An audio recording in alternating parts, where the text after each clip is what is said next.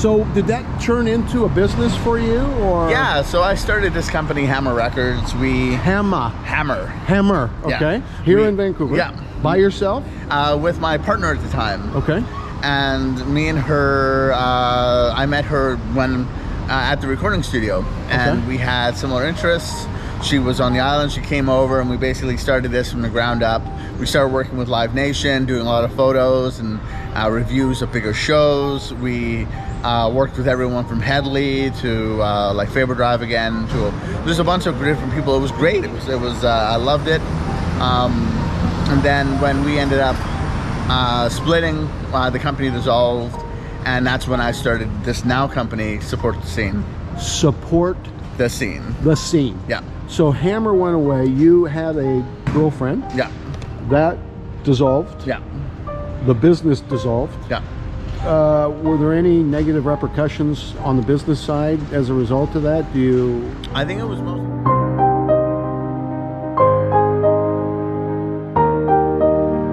positive repercussions, and just a way of, you know, being able to craft into something that, instead of being just a blog doing photos and reviews, which we weren't really making a lot of money, it's now crafted into a full non-profit organization that is here to support musicians in many different ways, but mostly focused in Vancouver. Okay. Did any of the clients or people you worked with on the musician side from Hammer come forward to your new not-for-profit business? Of course. We on the daily work with amazing talented people. All our connections are still extremely strong. I just had an interview with this amazing studio engineer, also in a band called Out in Public, or not in Public, sorry, my bad, who runs a studio with Theo from Gob, and another Canadian band, and you know, just making connections, meeting people like we're doing today. And we are trying to make connections for the people out in Vancouver to realize how much of a cool music scene there is in Vancouver, and not necessarily thinking like, oh, Friday night, you know, let's just go clubbing. There's so many other things to do. There's so many comedy shows, theater shows, but also lots of local bands, lots of local music. So if you think you're like, oh, I really like Billie Eilish, there's a ton of Billie Eilish kind of music in Vancouver that you can go see for just $10 and have a great night with it. So have you met Marcia from Chile? No. Oh, not yet. Have you? So you haven't seen the YouTube on my channel? Not yet, no. From Chile to Canada. It may be a 3-part series. Nice. And about a month ago or so, she had just come from Chile. Okay, you need to meet her, and she needs to meet you. Yeah. She has I think it's once a week live stream, I believe, YouTube, with her partner from Sardinia. Ah, nice. But it's all in Spanish. Yeah. And it is promoting bands, musical bands that they're not the big names, but they are up and coming. They have possibilities maybe, and they give them time. They, I think, listen to maybe 6 different bands on each show a little bit. I love that. They dialogue with the producer or people that are involved, but Sarah is from Sardinia, and Marcia, and anyway, I did a 3-part with Marcia here, same area. We walked and talked, and hearing you probably would be good for you guys to share it. Definitely. Now, what's the focus of, is there a special focus of your music group? I want to understand other diversities. I'm a person that accepts people. I don't necessarily agree or disagree. That's not my point in what I do. My YouTube is about helping small business owners, because that's my life. That's what I enjoy in my life. Yeah. I love travel, so that's a part of it, and I love to inspire people. Part of that, I find, is hearing people's stories and letting them share with other people and connecting. So what makes you and your business and the music unique? What are you focusing on?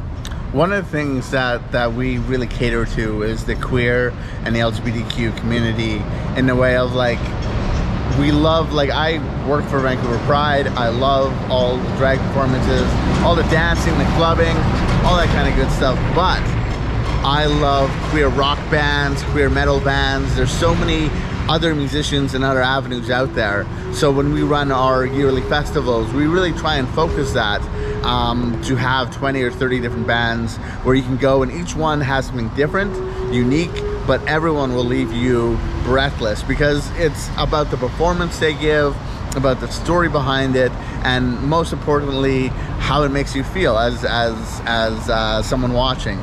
And what really we try and really focus on is just supporting small independent musicians that are doing their best to put out music, especially in these COVID-ridden times, and help teach some of the things that we've learned. We interview tons of bigger bands that talk about how they did to kind of rise up. We talk with, we give them a platform to kind of put their word out to their fans and this kind of stuff. And we do our very best to try and make it engaging and entertainment and fun. We do some games where we have different musicians come on and they're buzzing off in music trivia. We had XXX charades between band members. We do a lot of things where, it's not just about the music, but it involves you learning a bit about the music community in Vancouver. So thank you. The focus lifestyle. Yeah. It's primarily or exclusively a group of people that would. Is queer the right word? Yeah. Is homosexual? Queer is normally our.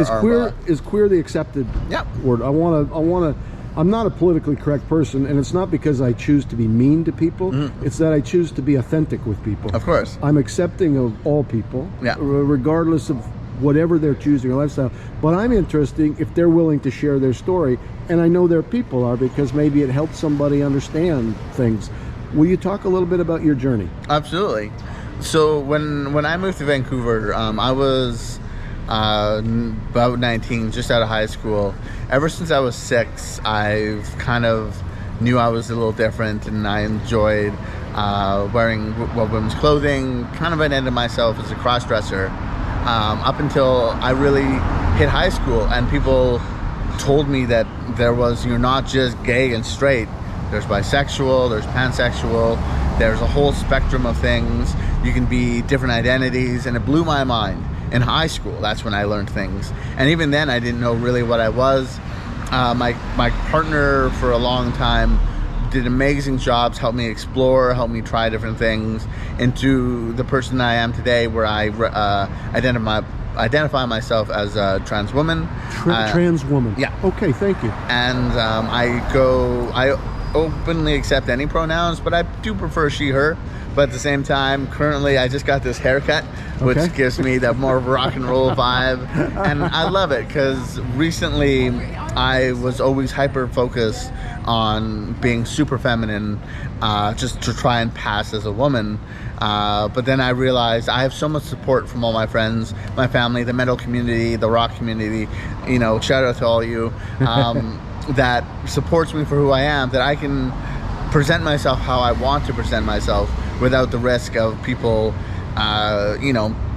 misgendering me. And even with something that it's more of an education than it is me feeling offended. I believe that being a trans person, especially a trans person of color, I have the opportunity to educate, to kind of spread the word. And if I'm the first person that you've met that's a trans person, I want it to be a positive experience, rather than, if you come up and you're like, hey dude, how's it going, man? If I got offended with that, you would think all trans people are mean. That's not what we're here about. I do my very best to represent the trans community, for both being an admin for the Transgender Vancouver Facebook group, which we just broke 300 members. Congratulations. Thank you. And just a lot of different communities where I know that, not everyone has interactions or, sees trans people on a regular basis, and I want to do my best to make it a good experience. Thank you. You were 19, and what happened? Was there questioning? You were born a biological male. Yeah. Have you had any surgeries, or? No, I've been taking hormones for the last almost 2 years now.